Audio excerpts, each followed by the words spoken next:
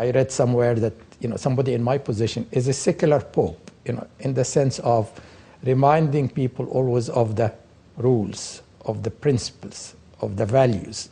That's all I can have. I don't have an army, I don't have a government, but I have the strength of my conviction.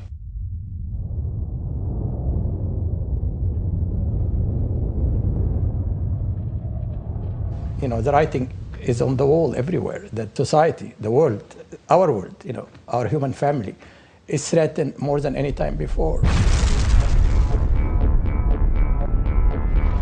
The Non-Proliferation Treaty said those who do not have nuclear weapons should not develop nuclear weapons. And those who have nuclear weapons, who were 5 at the time, should rid themselves of nuclear weapons.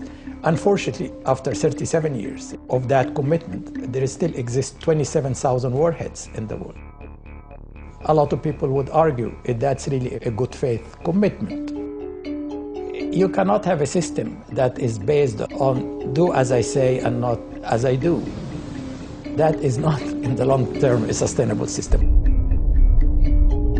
And that's really part of our fight here, my fight here, if you like. While I continue to make sure that no country that does not have nuclear weapon, that committed itself not to have nuclear weapon, should not have nuclear weapons, I, at the same time, continue to remind the nuclear weapon state that you need to change. You need to take your disarmament commitment seriously. You need to lead by example. Otherwise, the system will fall apart.